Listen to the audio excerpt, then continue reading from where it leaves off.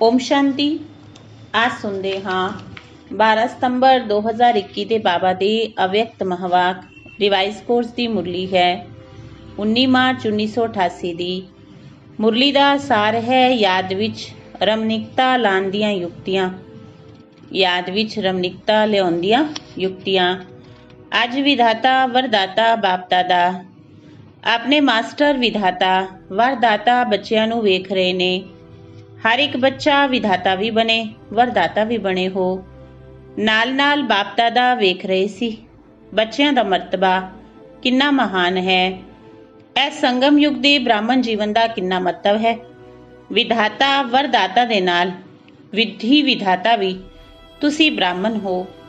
ਤੁਹਾਡੀ ਹਰ ਵਿਧੀ ਸਤਯੁਗ ਵਿੱਚ ਕਿਵੇਂ ਪਰਿਵਰਤਨ ਹੁੰਦੀ ਹੈ ਉਹ ਪਹਿਲੇ ਸੁਣਾਇਆ। ਹੁਣ ਇਸ ਸਮੇਂ ਹਰ ਕਰਮ ਦੀ ਵਿਧੀ ਭਵਿੱਖ ਵਿੱਚ ਚਲਦੀ ਹੀ ਹੈ, ਲੇਕਿਨ ਦੁਆਪਰ ਤੋਂ ਬਾਅਦ ਵੀ ਭਗਤੀ ਮਾਰਗ ਇਸ ਸਮੇਂ ਦੇ ਸ੍ਰੇਸ਼ਟ ਕਰਮਾਂ ਦੀ ਵਿਧੀ ਭਗਤੀ ਮਾਰਗ ਦੀ ਵਿਧੀ ਬਣ ਜਾਂਦੀ ਹੈ। ਤਾਂ ਪੂਜੇ ਰੂਪ ਵਿੱਚ ਇਸ ਸਮੇਂ ਦੀ ਵਿਧੀ ਜੀਵਨ ਦੇ ਸ੍ਰੇਸ਼ਟ ਵਿਧਾਨ ਦੇ ਰੂਪ ਵਿੱਚ ਚਲਦੀ ਹੈ। ਤਾਂ ਪੁਜਾਰੀ ਮਾਰਗ ਅਰਥਾਤ ਭਗਤੀ ਮਾਰਗ ਤੁਹਾਡੀ ਹਰ ਵਿਧੀ ਨੀਤੀ ਰੀਤੀ ਵਿੱਚ ਚਲਦਾ ਰਹਿੰਦਾ ਹੈ। ਤਾਂ ਵਿਧਾਤਾ ਵਰਦਾਤਾ ਵਿਧੀ ਵਿਧਾਤਾ ਵੀ ਹੋ। ਤੁਹਾਡਾ ਮੂਲ ਸਿਧਾਂਤ ਸਿੱਧੀ ਪ੍ਰਾਪਤ ਹੋਣ ਦਾ ਸਾਧਨ ਬਣ ਜਾਂਦਾ ਹੈ। ਜਿਵੇਂ ਮੂਲ ਸਿਧਾਂਤ ਬਾਪ ਏਕ ਹੈ, ਧਰਮ ਆਤਮਾ ਮਹਾਨ ਆਤਮਾ ਅਨੇਕ ਨੇ, ਲੇਕਿਨ ਪਰਮਾਤਮਾ ਇੱਕ ਹੈ। ਇਸ ਮੂਲ ਸਿਧਾਂਤ ਦੁਆਰਾ ਅੱਧਾ ਕਲਪ ਤੁਸੀਂ ਸ੍ਰੇਸ਼ਟ ਆਤਮਾਵਾਂ ਨੂੰ ਇੱਕ ਬਾਪ ਦੁਆਰਾ ਪ੍ਰਾਪਤ ਹੋਇਆ ਵਰਸਾ ਸਿੱਧੀ ਦੇ ਰੂਪ ਵਿੱਚ ਮਿਲਦਾ ਹੈ। ਪ੍ਰਾਲਬਧ ਮਿਲਣਾ ਅਰਥਾਤ ਸਿੱਧੀ ਸਰੂਪ ਬਣਨਾ, ਕਿਉਂਕਿ ਬਾਪ ਇੱਕ ਹੈ। ਬਾਕੀ ਮਹਾਨ ਆਤਮਾ ਧਰਮ ਆਤਮਾ ਨੇ, ਬਾਪ ਨਹੀਂ ਨੇ। ਭਾਈ ਭਾਈ ਹੈ, ਵਰਸਾ ਬਾਪ ਤੋਂ ਮਿਲਦਾ ਹੈ, ਭਾਈ ਤੋਂ ਨਹੀਂ ਮਿਲਦਾ। ਇਸ ਮੂਲ ਸਿਧਾਂਤ ਦੁਆਰਾ ਅੱਧਾ ਕਲਪ ਤੁਹਾਨੂੰ ਸਿੱਧੀ ਪ੍ਰਾਪਤ ਹੁੰਦੀ ਹੈ। ਭਗਤੀ ਵਿੱਚ ਵੀ ਗੋਡ ਇਜ਼ ਵਨ ਇਹੀ ਸਿਧਾਂਤ ਸਿੱਧੀ ਪ੍ਰਾਪਤ ਕਰਨ ਦਾ ਆਧਾਰ ਬਣਦਾ ਹੈ। ਭਗਤੀ ਦਾ ਆਦਿ ਆਧਾਰ ਇੱਕ ਬਾਪ ਦੇ ਸ਼ਿਵਲਿੰਗ ਰੂਪ ਵਿੱਚ ਸ਼ੁਰੂ ਹੁੰਦਾ ਹੈ, ਜਿਸ ਨੂੰ ਕਿਹਾ ਜਾਂਦਾ ਹੈ ਅਵਿਅਭਿਚਾਰੀ ਭਗਤੀ। ਤਾਂ ਭਗਤੀ ਮਾਰਗ ਵਿੱਚ ਇਸ ਇੱਕ ਸਿਧਾਂਤ ਦੁਆਰਾ ਸਿੱਧੀ ਮਿਲਦੀ ਹੈ ਕਿ ਬਾਪ ਇੱਕ ਹੈ। ਐਵੇਂ ਜੋ ਵੀ ਆਪ ਦੇ ਮੂਲ ਸਿਧਾਂਤ ਨੇ ਉਸ ਇੱਕ ਇੱਕ ਸਿਧਾਂਤ ਦੁਆਰਾ ਸਿੱਧੀ ਪ੍ਰਾਪਤ ਹੁੰਦੀ ਜਾਂਦੀ ਹੈ। ਜਿਵੇਂ ਇਸ ਜੀਵਨ ਦਾ ਮੂਲ ਸਿਧਾਂਤ ਪਵਿੱਤਰਤਾ ਹੈ। ਇਸ ਪਵਿੱਤਰਤਾ ਦੇ ਸਿਧਾਂਤ ਦੁਆਰਾ ਤੁਸੀਂ ਆਤਮਾਵਾਂ ਨੂੰ ਭਵਿੱਖ ਵਿੱਚ ਸਿੱਧੀ ਲਾਈਟ ਦੇ ਰੂਪ ਵਿੱਚ ਲਾਈਟ ਦਾ ਤਾਜ ਹਮੇਸ਼ਾ ਹੀ ਮਿਲਦਾ ਹੈ, ਜਿਸ ਦਾ ਯਾਦਗਾਰ ਰੂਪ ਡਬਲ ਲਾਈਟ ਵਿਖਾਉਂਦੇ ਨੇ। ਤਾਂ ਭਗਤੀ ਵਿੱਚ ਜਦੋਂ ਯਥਾਰਥ ਤੇ ਦਿਲ ਤੋਂ ਭਗਤੀ ਕਰਾਂਗੇ ਤਾਂ ਪਵਿੱਤਰਤਾ ਦੇ ਸਿਧਾਂਤ ਨੂੰ ਮੂਲ ਆਧਾਰ ਸਮਝਣਗੇ। ਸਮਝਦੇ ਨੇ ਸਿਵਾਏ ਪਵਿੱਤਰਤਾ ਦੇ ਭਗਤੀ ਦੀ ਸਿੱਧੀ ਪ੍ਰਾਪਤ ਨਹੀਂ ਹੋ ਸਕਦੀ, ਚਾਹੇ ਅਲਪਕਾਲ ਦੇ ਲਈ। ਜਿੰਨਾ ਸਮੇਂ ਭਗਤੀ ਕਰਦੇ ਓਨਾ ਸਮੇਂ ਪਵਿੱਤਰਤਾ ਨੂੰ ਅਪਣਾਉਂਦੇ, ਲੇਕਿਨ ਪਵਿੱਤਰਤਾ ਹੀ ਸਿੱਧੀ ਦਾ ਸਾਧਨ ਹੈ। ਇਸ ਸਿਧਾਂਤ ਨੂੰ ਅਪਣਾਉਂਦੇ ਜ਼ਰੂਰ ਨੇ। ਐਸੇ ਤਰ੍ਹਾਂ ਹਰ ਇੱਕ ਗਿਆਨ ਦਾ ਸਿਧਾਂਤ ਧਾਰਨਾ ਦਾ ਮੂਲ ਸਿਧਾਂਤ ਬੁੱਧੀ ਤੋਂ ਸੋਚੋ। ਹਰ ਇੱਕ ਸਿਧਾਂਤ ਸਿੱਧੀ ਦਾ ਸਾਧਨ ਕਿਵੇਂ ਬਣਦਾ ਹੈ ਇਹ ਮਨਨ ਕਰਨ ਦਾ ਕੰਮ ਦੇ ਰਹੇ ਨੇ। ਜਿਵੇਂ ਦ੍ਰਿਸ਼ਟਾਂਤ ਸੁਣਾਇਆ, ਐਵੇਂ ਹੀ ਸੋਚਣਾ ਤੁਸੀਂ ਵਿਧੀ ਵਿਧਾਤਾ ਵੀ ਬਣਦੇ ਹੋ, ਸਿੱਧੀ ਦਾਤਾ ਵੀ ਬਣਦੇ ਹੋ। ਇਸ ਲਈ ਅੱਜ ਤੱਕ ਜਿਨ ਭਗਤਾਂ ਨੇ ਜੋ ਜੋ ਸਿੱਧੀ ਚਾਹੀ ਹੈ, ਉਵੇਂ ਹੀ ਦੇਵਤਾਵਾਂ ਦੁਆਰਾ ਅਲੱਗ-ਅਲੱਗ ਸਿੱਧੀ ਪ੍ਰਾਪਤ ਦੇ ਕਰਨ ਲਈ ਅਲੱਗ-ਅਲੱਗ ਦੇਵਤਾਵਾਂ ਦੀ ਪੂਜਾ ਕਰਦੇ ਨੇ। ਤਾਂ ਸਿੱਧੀ ਦਾਤਾ ਬਾਪ ਦੁਆਰਾ ਤੁਸੀਂ ਵੀ ਸਿੱਧੀ ਦਾਤਾ ਬਣਦੇ ਹੋ। ਅਜਿਹਾ ਆਪਣੇ ਆਪ ਨੂੰ ਸਮਝਦੇ ਹੋ ਨਾ। ਜਿਨ੍ਹਾਂ ਨੂੰ ਸਾਰੀਆਂ ਸਿੱਧੀਆਂ ਪ੍ਰਾਪਤ ਨੇ ਉਹ ਹੋਰਾਂ ਨੂੰ ਵੀ ਸਿੱਧੀਆਂ ਪ੍ਰਾਪਤ ਕਰਾਉਣ ਦੇ ਨਿਮਿਤ ਬਣ ਜਾਂਦੇ ਨੇ। ਸਿੱਧੀ ਖਰਾਬ ਚੀਜ਼ ਨਹੀਂ ਹੈ, ਕਿਉਂਕਿ ਤੁਹਾਡੀ ਰਿੱਧੀ ਸਿੱਧੀ ਨਹੀਂ। ਰਿੱਧੀ ਸਿੱਧੀ ਜੋ ਹੁੰਦੀ ਹੈ ਉਹ ਥੋੜੇ ਸਮੇਂ ਦੇ ਲਈ ਪ੍ਰਭਾਵਸ਼ਾਲੀ ਹੁੰਦੀ ਹੈ, ਲੇਕਿਨ ਤੁਹਾਡੀ ਯਥਾਰਥ ਵਿਧੀ ਦੁਆਰਾ ਸਿੱਧੀ ਹੈ। ਈਸ਼ਵਰੀ ਵਿਧੀ ਦੁਆਰਾ ਜੋ ਸਿੱਧੀ ਮਿਲਦੀ ਹੈ ਉਹ ਸਿੱਧੀ ਵੀ ਈਸ਼ਵਰੀ ਸਿੱਧੀ ਹੈ। ਜਿਵੇਂ ਈਸ਼ਵਰ ਅਵਿਨਾਸ਼ੀ, ਤਾਂ ਈਸ਼ਵਰੀ ਵਿਧੀ ਤੇ ਸਿੱਧੀ ਵੀ ਅਵਿਨਾਸ਼ੀ ਹੈ। ਰਿੱਧੀ ਸਿੱਧੀ ਦਿਖਾਉਣ ਵਾਲੇ ਸਵਯੰ ਨੂੰ ਅਲਪੱਗ ਆਤਮਾ ਸਮਝਦੇ ਨੇ ਤਾਂ ਉਹਨਾਂ ਦੀ ਸਿੱਧੀ ਵੀ ਥੋੜੇ ਟਾਈਮ ਦੀ ਹੈ। ਲੇਕਿਨ ਤੁਹਾਡੀ ਸਿੱਧੀ ਸਿਧਾਂਤ ਦੀ ਵਿਧੀ ਦੁਆਰਾ ਸਿੱਧੀ ਹੈ।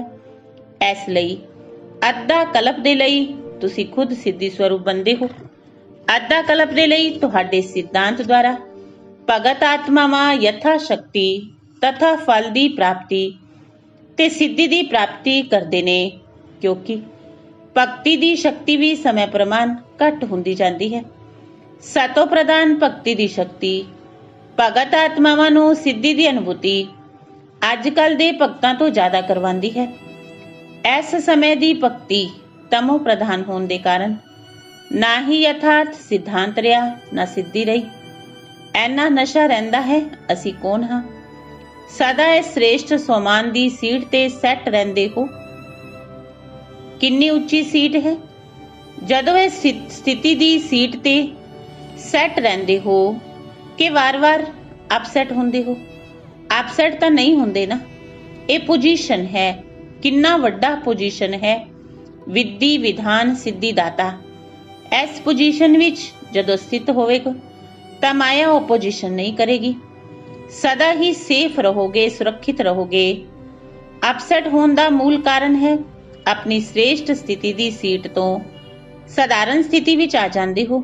ਯਾਦ ਵਿੱਚ ਰਹਿਣਾ, ਸੇਵਾ ਕਰਨਾ ਇੱਕ ਸਾਧਾਰਨ ਦਿਨਚਰਿਆ ਬਣ ਜਾਂਦੀ ਹੈ। ਲੇਕਿਨ ਜਦੋਂ ਯਾਦ ਵਿੱਚ ਬੈਠਦੇ ਹੋ ਤਾਂ ਆਪਣਾ ਕੋਈ ਨਾ ਕੋਈ ਸ੍ਰੇਸ਼ਟ ਸੋਮਾਨ ਦੀ ਸੀਟ ਤੇ ਬੈਠੋ। ਐਵੇਂ ਨਹੀਂ ਕਿ ਯਾਦ ਦੇ ਸਥਾਨ ਤੇ ਜਾ ਕੇ, ਯਾਦ ਦੇ ਕਮਰੇ ਵਿੱਚ ਜਾ ਕੇ ਜਾਂ ਬਾਬਾ ਦੇ ਕਮਰੇ ਵਿੱਚ ਬਿਸਤਰ ਤੋਂ ਉੱਠ ਕੇ ਚਲੇ ਗਏ, ਸਾਰੇ ਦਿਨ ਵਿੱਚ ਜਾ ਕੇ ਬੈਠ ਗਏ। ਜਿਵੇਂ ਸਰੀਰ ਨੂੰ ਇੱਕ ਸਥਾਨ ਦਿੰਦੇ ਹੋ, ਐਵੇਂ ਪਹਿਲੇ ਬੁੱਧੀ ਨੂੰ ਸਥਿਤੀ ਦਾ ਸਥਾਨ ਦਿਓ।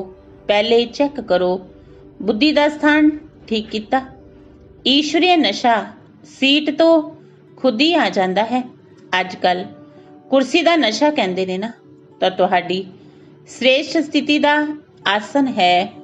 ਕਦੇ ਮਾਸਟਰ ਬੀਜ ਰੂਪ ਦੀ ਸਥਿਤੀ ਦੇ ਆਸਨ ਤੇ ਬੈਠ ਜਾਓ, ਸੀਟ ਤੇ ਸੈੱਟ ਹੋ ਜਾਓ। ਕਦੇ ਅਵਿਅਕਤ ਫਰਿਸ਼ਤੇ ਦੀ ਸੀਟ ਤੇ ਸੈੱਟ ਹੋ ਜਾਓ ਤੇ ਕਦੇ विश्व कल्याणकारी स्थिति की सीट पे सेट हो जाओ। ਐਵੇਂ ਹਰ ਰੋਜ਼ ਭਿੰਨ ਭਿੰਨ ਅਲੱਗ-ਅਲੱਗ ਸਥਿਤੀ ਦੇ ਆਸਨ ਤੇ ਸੀਟ ਤੇ ਸੈੱਟ ਹੋ ਕੇ ਬੈਠੋ।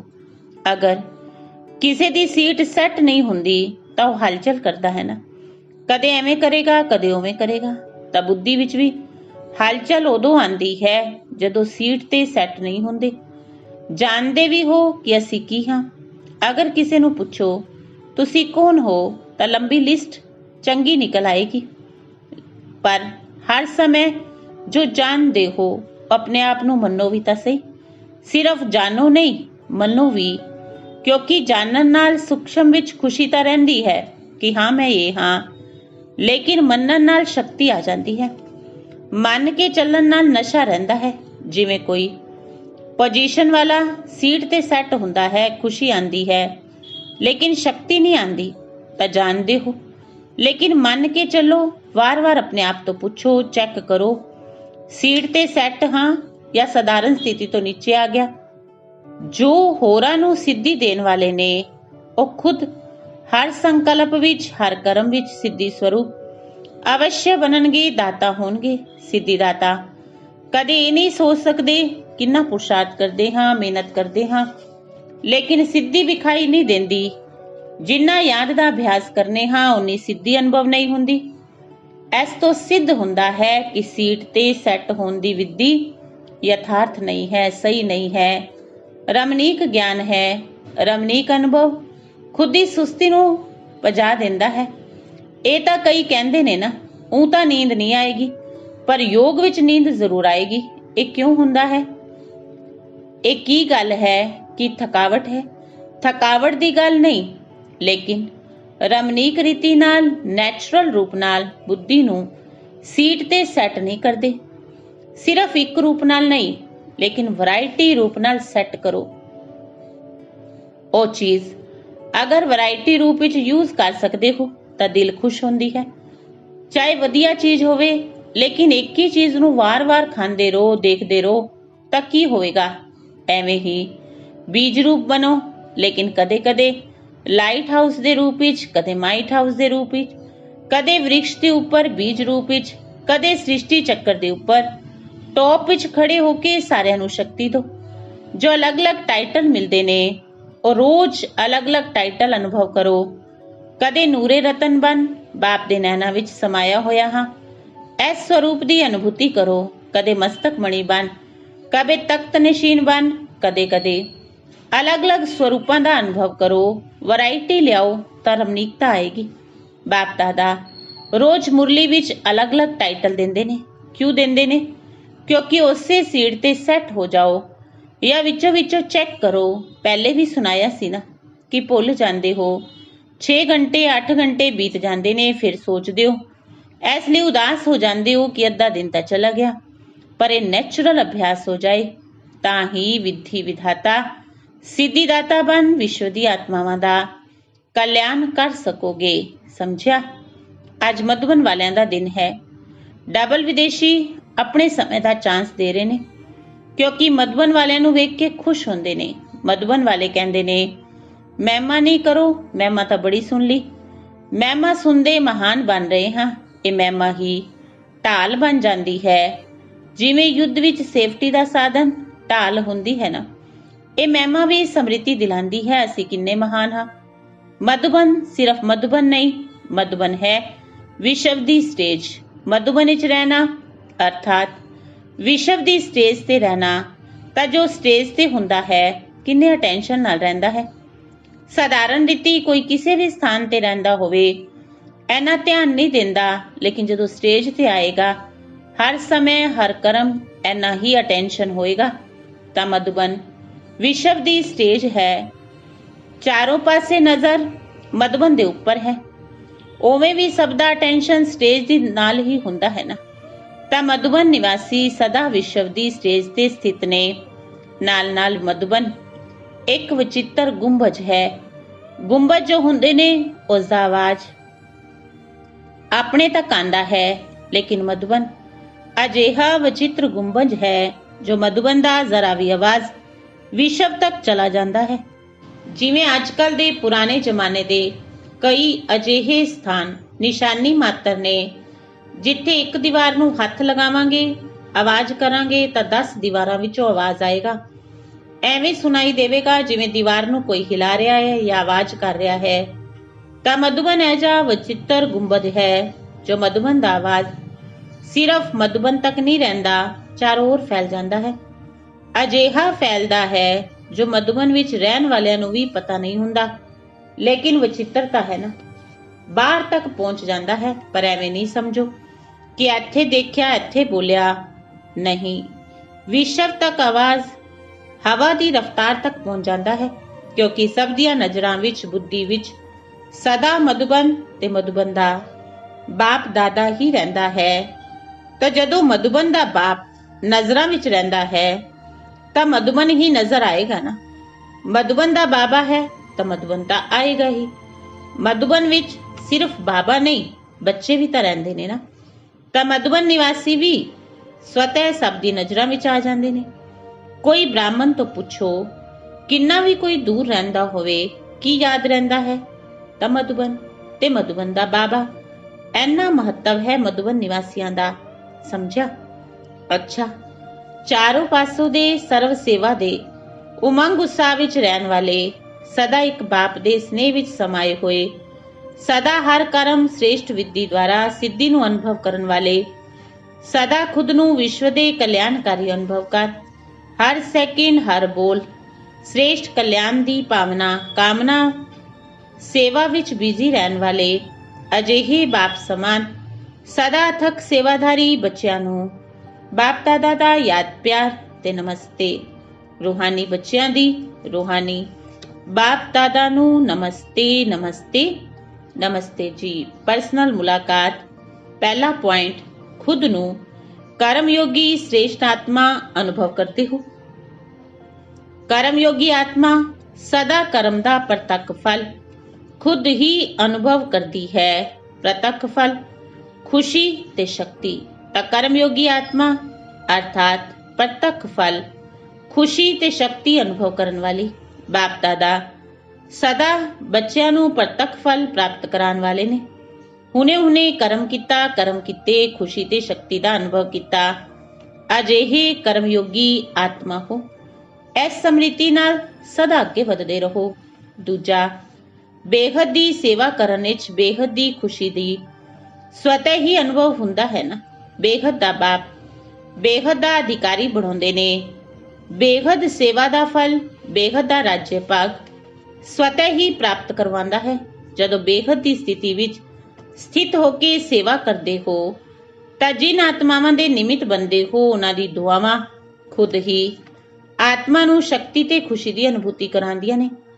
ਅਜਿਹੇ ਸਥਾਨ ਤੇ ਬੈਠੇ ਵੀ ਬੇਹੱਦ ਸੇਵਾ ਦਾ ਫਲ ਮਿਲ ਰਿਹਾ ਹੈ। ਇਸ ਬੇਹੱਦ ਦੇ ਨਸ਼ੇ ਵਿੱਚ ਬੇਹੱਦ ਦਾ ਖਾਤਾ ਜਮਾ ਕਰਦੇ ਸਦਾ ਅੱਗੇ ਵਧਦੇ ਚਲੋ। ਵਰਦਾਨ ਹੈ, ਸੈਕਿੰਡ ਵਿੱਚ ਦੇਹ ਰੂਪੀ ਚੋਲੇ ਤੋਂ ਨਿਆਰਾ ਬਣ ਕਰਮ ਭੋਗ ਤੇ ਵਿਜੇ ਪ੍ਰਾਪਤ ਕਰਨ ਵਾਲੇ ਸਰਵ ਸ਼ਕਤੀ ਸੰਪੰਨ ਭਵ। ਸੈਕਿੰਡ ਵਿੱਚ ਦੇਹ ਰੂਪੀ ਚੋਲੇ ਤੋਂ ਨਿਆਰਾ ਬਣ ਕਰਮ ਭੋਗ ਤੇ ਜਿੱਤ ਪ੍ਰਾਪਤ ਕਰਨ ਵਾਲੇ ਸਰਵ ਸ਼ਕਤੀ ਸੰਪੰਨ ਭਵ। ਜਦੋਂ ਕਰਮ ਭੋਗ ਦਾ ਜ਼ੋਰ ਹੁੰਦਾ ਹੈ, ਕਰਮ ਇੰਦਰੀਆਂ ਕਰਮ ਭੋਗ ਦੇ ਵਸ਼ ਆਪਣੀ ਤਰਫ ਆਕਰਸ਼ਿਤ ਕਰਦੀਆਂ ਨੇ। ਅਰਥਾਤ ਜਿਸ ਸਮੇਂ ਬਹੁਤ ਦਰਦ ਹੋ ਰਿਹਾ ਹੈ, ਅਜਿਹੇ ਸਮੇਂ ਤੇ ਕਰਮ ਭੋਗ ਨੂੰ ਕਰਮ ਯੋਗ ਵਿੱਚ ਪਰਿਵਰਤਨ ਕਰਨ ਵਾਲੇ ਸਾਕਸ਼ੀ ਹੋ। ਕਰਮ ਇੰਦਰੀਆਂ ਤੋਂ ਭੋਗਵਾਨਾਂ ਵਾਲੇ ਹੀ ਸਰਵ ਸ਼ਕਤੀ ਸੰਪੰਨ ਅਸ਼ਟ ਰਤਨ ਵਿਜਈ ਕਹਿਲਾਂਦੇ ਨੇ। ਸਾਕਸ਼ੀ ਹੋ ਕਰਮ ਇੰਦਰੀਆਂ ਤੋਂ ਭੋਗਵਾਨ ਵਾਲੇ ਹੀ ਸਰਵ ਸ਼ਕਤੀ ਸੰਪੰਨ ਅਸ਼ਟ ਰਤਨ ਵਿਜਈ ਕਹਿਲਵਾਂਦੇ ਨੇ। ਇਸ ਦੇ ਲਈ ਬਹੁਤ ਸਮੇਂ ਦਾ ਦੇਹ ਰੂਪੀ ਚੋਲੇ ਤੋਂ ਨਿਆਰਾ ਹੋਣ ਦਾ ਅਭਿਆਸ ਹੋਵੇ। ਇਹ ਵਸਤਰ ਦੁਨੀਆ ਦੀ ਮਾਇਆ ਦੀ ਆਕਰਸ਼ਣ ਦੇ ਟਾਈਟ ਜਾਂ ਖਿੱਚਿਆ ਹੋਇਆ ਨਾ ਹੋਵੇ ਤਾਂ ਹੀ ਸਹਿਜ ਉਤਰੇਗਾ। ਸਲੋਗਨ ਹੈ, ਸਭ ਦਾ ਮਾਨ ਪ੍ਰਾਪਤ ਕਰਨ ਦੇ ਲਈ ਨਿਰਮਾਨਚਿਤ ਬਣੋ। ਨਿਰਮਾਨਤਾ ਮਹਾਨਤਾ ਦੀ ਨਿਸ਼ਾਨੀ ਹੈ। ਸਭ ਦਾ ਮਾਨ ਪ੍ਰਾਪਤ ਕਰਨ ਲਈ ਨਿਰਮਾਨਚਿਤ ਬਣੋ। ਨਿਰਮਾਨਤਾ ਮਹਾਨਤਾ ਦੀ ਨਿਸ਼ਾਨੀ ਹੈ। ਅੱਛਾ, ਓਮ ਸ਼ਾਂਤੀ।